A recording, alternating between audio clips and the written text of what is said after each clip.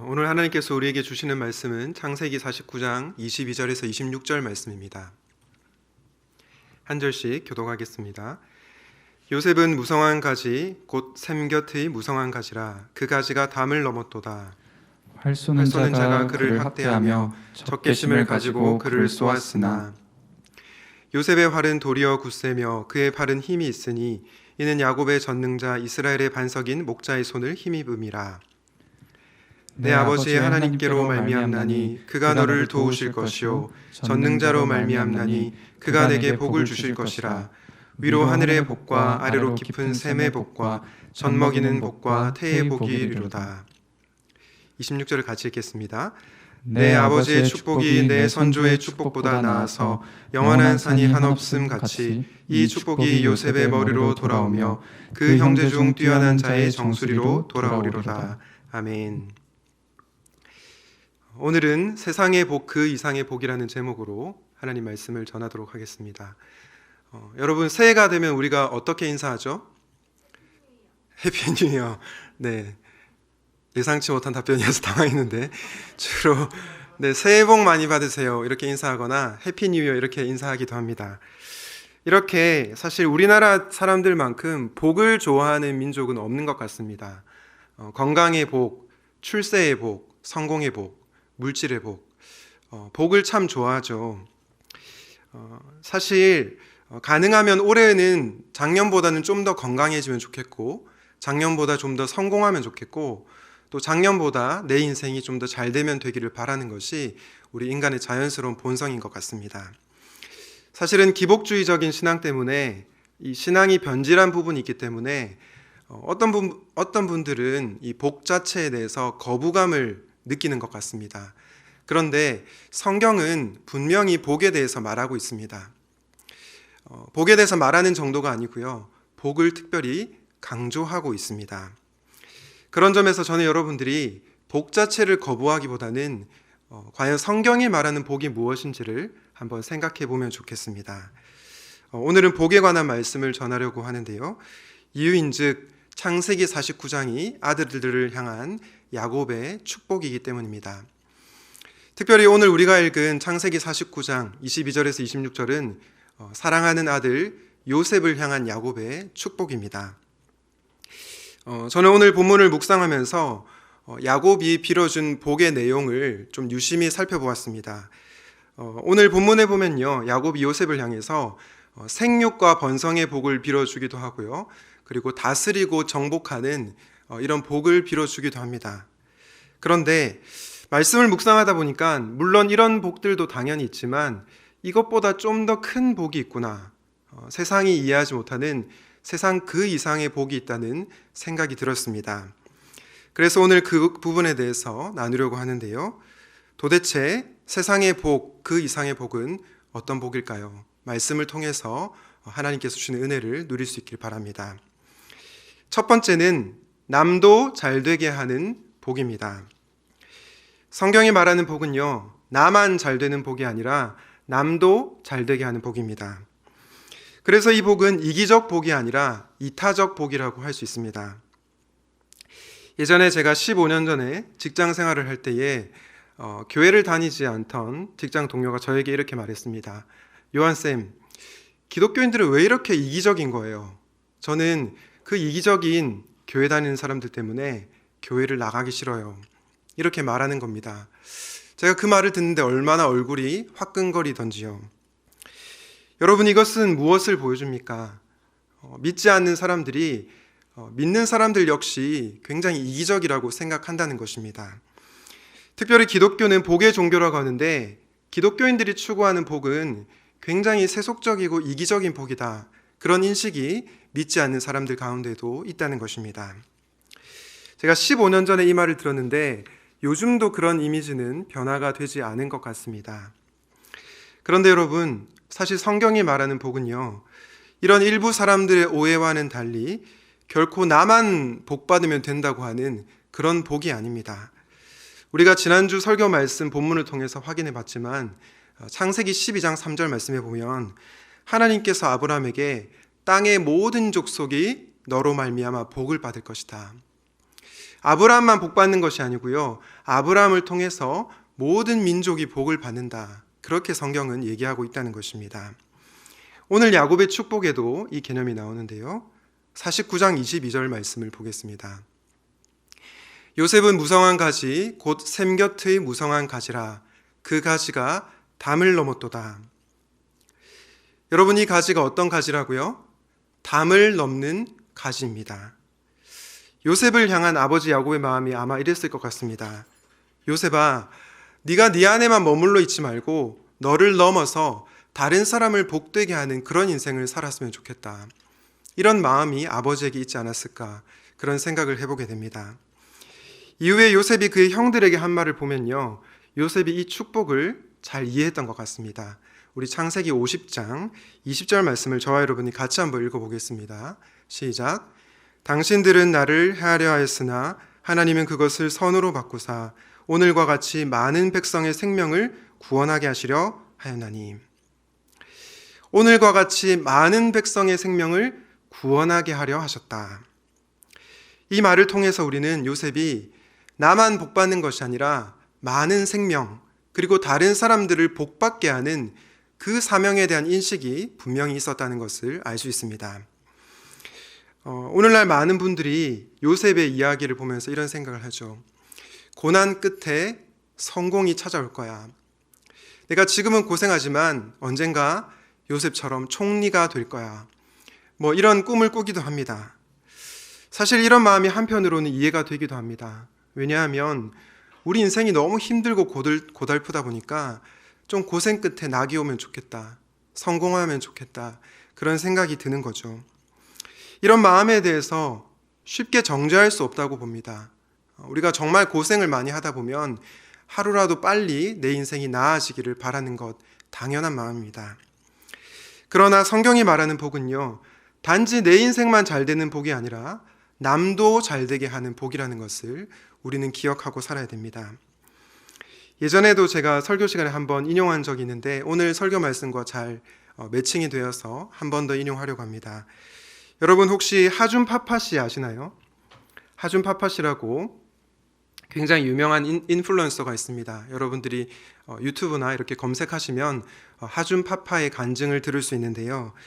이 하준 파파는 굉장히 어려운 이웃들과 지구촌의 가난한 그 아이들을 섬기는 그런 일을 하고 있습니다. 굉장히 많은 돈을 기부하면서 선한 영향력을 끼치는 그리스도인인데요.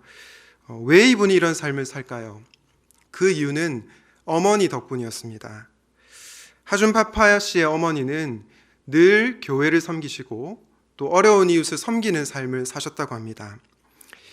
주일 예배가 11시면 항상 교회에 1시간 전에 와서 교회 화장실 청소를 평생 동안 하셨다고 합니다. 그리고 하준 파파가 이제 1시간 뒤에 교회에 오게 되면 이 헝클어진 머리결을 이렇게 매만지고 하준 파파 씨의 손을 꼭 잡고 예배당 안으로 들어갔다고 합니다. 하루는 하준 파파가 어머니에게 이렇게 물었다고 해요. 엄마, 도대체 왜 그렇게 사세요? 그러니까 엄마가 이렇게 얘기했다고 합니다. 누군가는 하기 싫은데 내가 하면 좋잖아. 이렇게 대답을 했다고 합니다. 또 어머니는 한평생 공장에서 일하면서 힘들게 사셨는데요. 공장에서 번 돈으로 자신보다 어려운 이웃에게 과일을 사다 주는 그런 일을 남몰래 했다고 합니다. 하준 파파는 이렇게 한평생 어머니의 삶을 보면서 저게 바로 예수 믿는 삶이구나, 그것을 깨달았다고 합니다. 여러분, 오늘날 우리 부모님들은 자녀들에게 무엇을 가르쳐주고 있습니까? 아마 대부분의 부모님들은 내 자녀가 잘 되는 법을 가르쳐 줄 겁니다. 어떻게 하면 좋은 대학에 가는지, 어떻게 하면 좋은 직장에 가는지, 또 어떻게 하면 성공하는지, 그런 방법들을 가르쳐 주죠. 그런데 하준 파파의 어머니는 한 번도 자신에게 내가 잘 되는 법을 가르쳐 준 적이 없다고 합니다. 다만 그에게 남을 잘 살게 하는 방법을 가르쳐 주셨다고 합니다. 이 어머니의 가르침으로 하준 파파는 남을 잘 되게 하는 인생을 지금도 살아가고 있습니다. 이 하준 파파 씨가 남을 잘 되게 하는 인생을 살게 된 또 한 가지 계기가 있었습니다. 하준 파파의 둘째 아들이 어렸을 때 갑자기 하늘나라로 이렇게 떠났다고 합니다. 여러분, 부모님을 잃은 슬픔도 정말 이루 말할 수 없는데 자녀를 잃은 슬픔은 얼마나 더 아플까요? 아무리 강한 사람이라고 해도 자녀를 잃은 슬픔은 견딜 수 없을 것입니다. 그런데 이 하준 파파가 아이를 잃고 상실의 고통을 지나면서 말씀을 묵상하는데 말씀 중에 하나님께서 이런 마음을 주셨다고 합니다. 지금 하늘나라로 간 내 아이는 어떻게 해볼 도리가 없지만 지구촌에 굶어 죽어가는 그 아이들을 섬겨라, 그런 마음을 주셨다고 합니다. 그래서 지금도 정말로 가난과 기아로 죽어가고 있는 그 아이들을 섬기는 일을 하고 있습니다. 그가 우리에게 이렇게 말합니다. 누군가를 잘 살게 만들어주는 것이 정말 잘 사는 것입니다. 주 안에서 사랑하는 여러분, 저는 샘물의 청년들이, 그리고 샘물의 모든 성도님들이 다 잘 되면 좋겠습니다. 입시를 준비하는 청년들 다 잘 되면 좋겠고요. 취업을 준비하는 청년들 다 좋은 직장에 합격하면 좋겠습니다. 그리고 사업을 하는 분들도 대박이 나면 좋겠습니다. 그런데 여러분, 저는 여러분들이 그와 더불어 남도 잘 살게 하는 인생을 꼭 살아가시기 바랍니다. 왜냐? 저와 여러분은 내 안에 머물러 있는 가지가 아니라 담을 넘는 가지이기 때문입니다. 단지 나 혼자만 잘 살면 되는 인생으로 부름받은 것이 아니라 이 땅에 고통받고 외로운 영혼들을 섬기는 부르심으로 하나님께서 저와 여러분을 부르셨기 때문입니다. 사랑하는 여러분, 여러분은 왜 그렇게 열심히 공부하십니까? 그리고 왜 취업을 하려고 하십니까? 왜 사업에 내 인생을 거십니까? 그 목적이 단지 나만 잘 사는 것이 아니라 남도 잘 살게 하는 데 있음을 기억합시다. 왜냐하면 그리스도인에게 주어진 복은 남도 잘 되게 하는 복이기 때문입니다. 바라기는 내 안에 머물러 있는 가지가 아니라 담장을 넘어가는 가지가 되시기를 우리 주님의 이름으로 축원드립니다. 세상의 복 그 이상의 복을 묵상하고 있는데요. 두 번째로 이 복은 어떤 복일까요? 둘째로 미움을 사랑으로 이기는 복입니다. 여러분, 이 복은 세상이 이해할 수 없는, 세상과는 차원이 다른 복입니다. 왜냐? 세상은 나를 미워하면 똑같이 해코지하라고 가르치기 때문이죠. 오늘 야곱이 요셉에게 한 축복의 내용을 보면 이게 축복인지 아닌지 헷갈리는 그런 내용들이 있습니다. 49장 23절인데요. 활 쏘는 자가 그를 학대하며 적개심을 가지고 그를 쏘았다. 여러분, 이게 무슨 뜻일까요? 쉽게 얘기하면 누군가가 나를 미워한다는 것입니다. 사실 요셉의 인생이 그랬습니다. 여러분들이 요셉의 스토리를 잘 알고 계신 것처럼 요셉은 형제의 시기를 한 몸에 받았습니다. 시기를 받은 정도가 아니죠. 형들은 요셉을 구덩이에 던졌고 그리고 미디안 상인에게 팔아넘겼습니다. 여러분, 같은 형제지간인데 어떻게 이런 일을 할 수 있습니까? 그만큼 요셉은 너무나 큰 미움과 시기와 박해를 받았던 것이죠. 저는 이 형들의 모습 속에서 이 세상의 모습을 보게 됩니다. 형들이 요셉을 미워한 것처럼 세상도 우리 그리스도인들을 미워한다는 것입니다. 그래서 때로는 질투와 시기를 받기도 하고 억울하게 누명을 뒤집어 쓸 때도 있습니다. 사실 우리가 잘 살지 못해서 세상 사람들의 욕을 먹는 것은 어떻게 보면 변명거리가 되지 않습니다. 가령 학교에서 공부를 제대로 하지 않고 기독교 동아리 활동에 들어가서 동아리 활동만 하는 청년이 있다고 생각해 봅시다. 그런데 믿지 않는 사람이 쟤는 공부는 안 하고 기독교 활동만 한다, 이렇게 욕을 한다면 그 욕은 사실은 우리가 받아야 되는 욕입니다. 내가 직장에서 일을 하는데 일을 제대로 하지 않고 팀장님, 저 오늘 사남사범이 있어서 먼저 가야 되겠습니다, 일은 다른 사람들에 넘기고 사남사범에 참여한다면 그 사람은 욕을 먹는 것이 당연한 겁니다. 이렇게 말하면 목사님 이제 사남사범 안 가도 되겠다, 이렇게 오해하실 수도 있는데 그런 건 아닙니다. 어쨌든 우리가 이렇게 당연히 미움을 받아야 되는 상황에서 나는 요셉처럼 욕을 먹고 있구나, 이렇게 착각하시면 안 됩니다. 우리가 잘못하는 부분에 있어서는 우리가 뉘우치고 돌이켜야 되겠죠.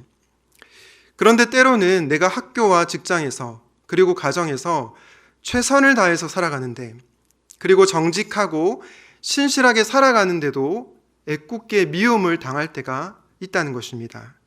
그러면 우리의 마음이 너무 답답해지죠. 왜 내가 신실하게 진실하게 살아가는데 세상은 나를 미워할까? 그 이유에 대해서 성경은 이렇게 말하고 있습니다. 요한일서 3장 13절인데요.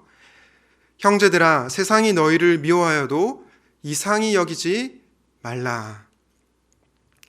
성경이 말하는 진실이 무엇입니까? 세상이 너희를 미워하는 것이 당연하다는 겁니다.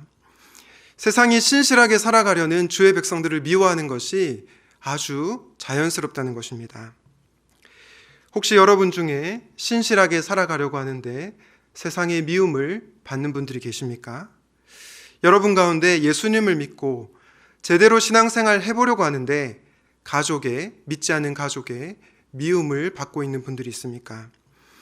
그런 와중에 왜 하나님은 이런 일을 허락하실까? 그런 질문을 하십니까? 그런데 성경은 그게 당연하다라고 이상히 여기지 말라고 말씀하고 있습니다. 사실 세상과 타협하다 보면요, 오히려 미움을 덜 받을 수 있습니다. 가령 학교에서 시험을 보는데 나 외에는 다 컨닝을 합니다.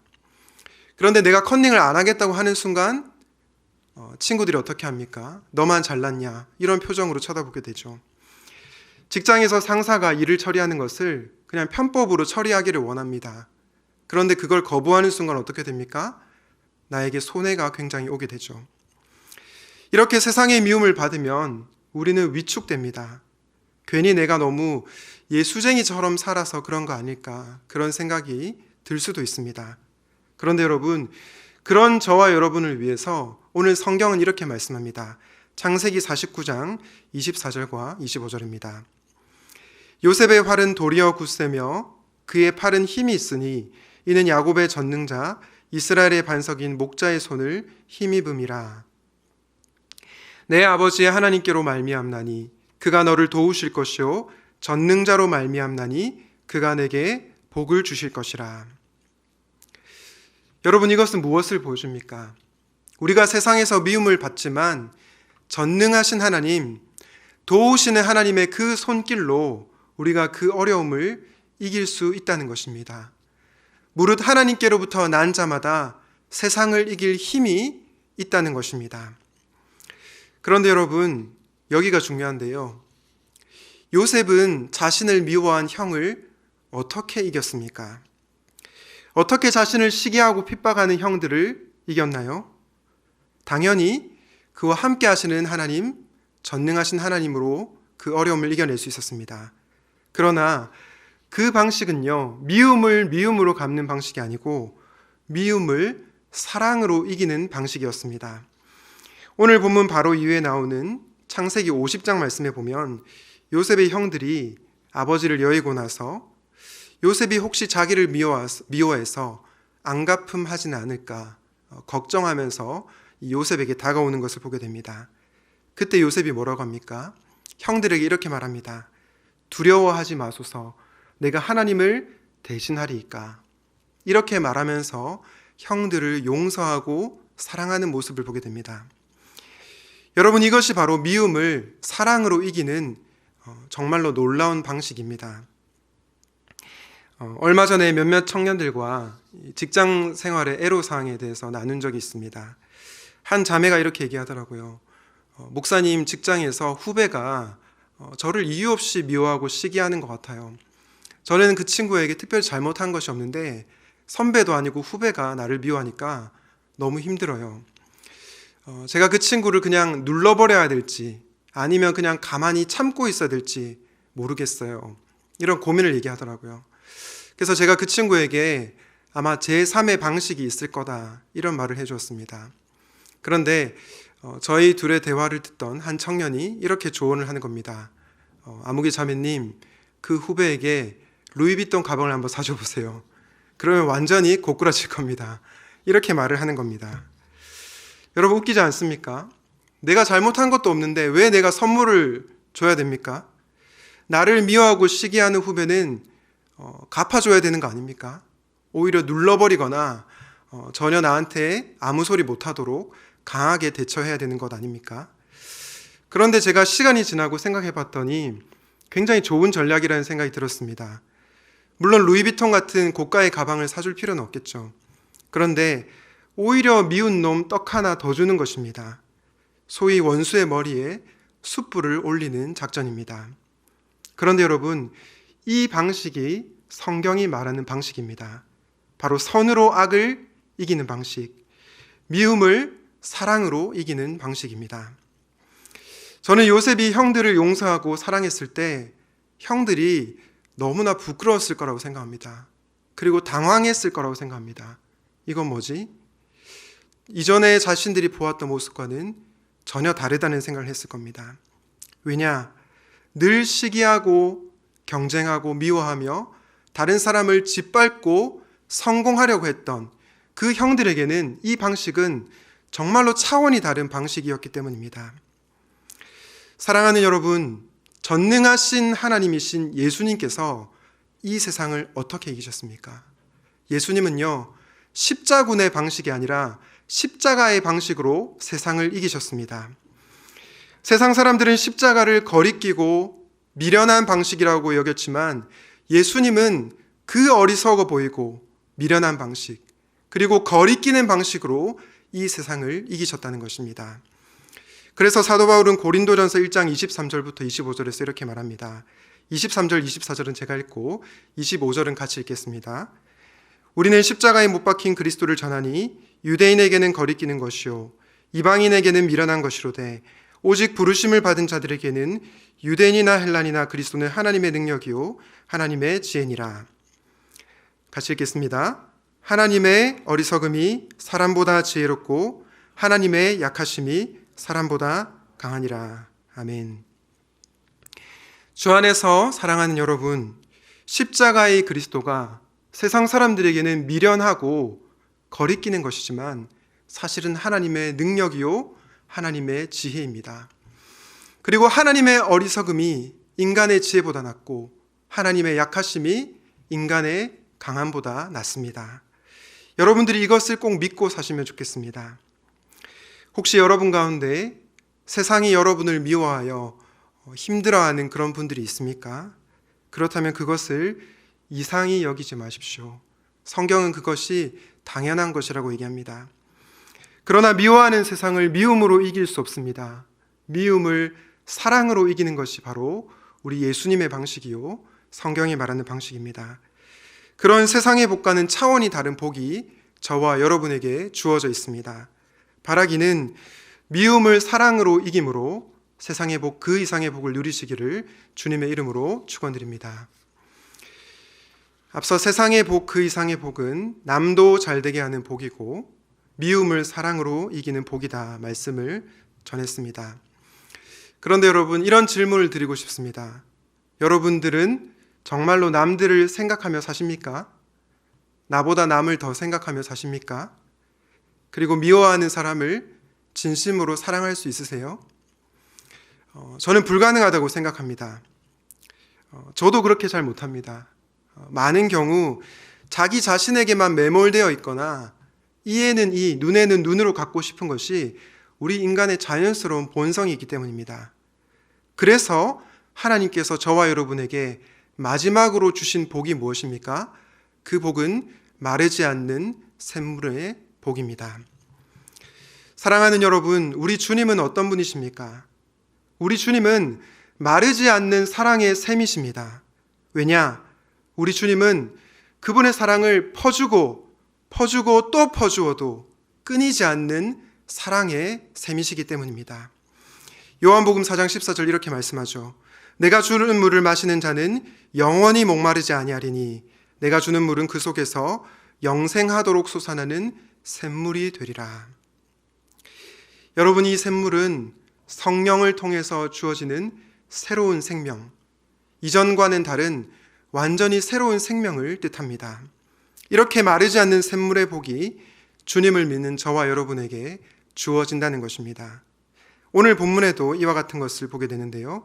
49장 22절입니다.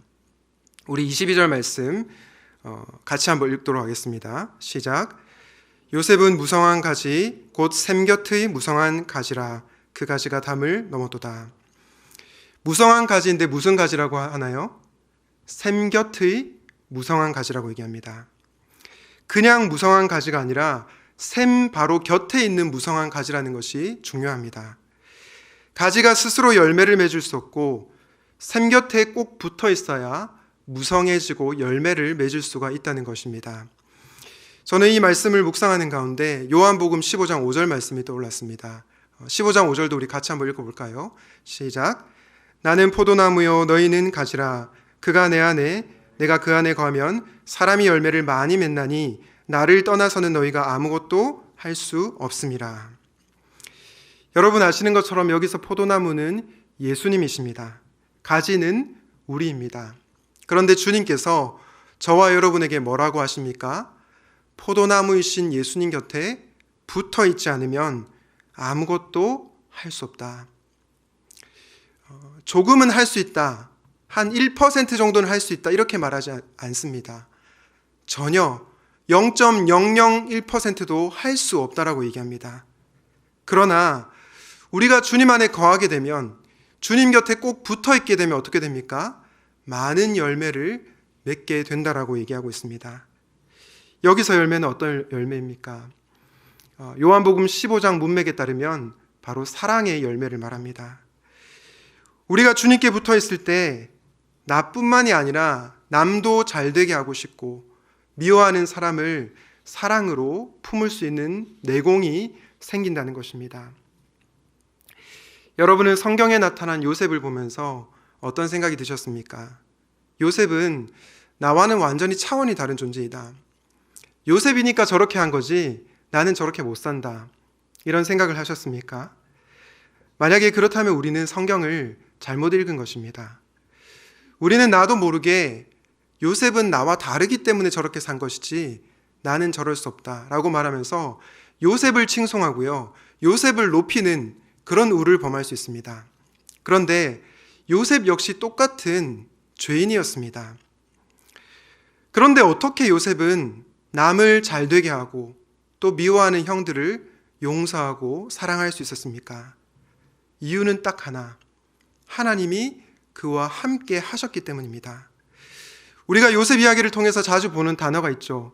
바로 형통이라고 하는 단어입니다. 형통의 의미가 무엇입니까? 잘 먹고 잘 사는 것, 내게 고난과 어려움이 없는 것, 그게 형통이 아닙니다. 성경이 말하는 형통은요, 하나님이 나와 함께 하시는 것입니다. 고난 중에도 누군가의 미움과 박해 가운데서도 하나님이 여전히 나와 함께 하신다는 것이 바로 성경이 말하는 형통이라는 것입니다. 그 경험을 요셉이 했기 때문에 남을 위해서 살 수 있었고 미워하는 형들을 용서할 수 있었던 것입니다. 주 안에서 사랑하는 샘물 청년 여러분, 그리고 성도 여러분, 우리도 마찬가지입니다. 남보다 나를 더 생각하는 우리, 나를 미워하는 자에게 보복하고 싶은 우리, 이런 우리가 변화되는데 필요한 것은 오직 하나, 주님과 함께 하는 것입니다. 가지가 포도나무이신 예수님 곁에 붙어 있을 때 우리는 놀라운 사랑의 열매를 맺게 될 것입니다. 이런 면에서 저는 여러분들에게 당장 내일부터라도 이렇게 실천해 보라고 말씀드리고 싶습니다. 사랑하는 여러분, 혹시 샘통을 포기하신 분들이 계십니까? 다시 마음을 다지고 하나님의 말씀 앞으로 나아가시기 바랍니다. 혹시 기도의 끈을 놓친 분들이 계십니까? 다시 하나님 앞으로 나아가 부르짖기를 바랍니다.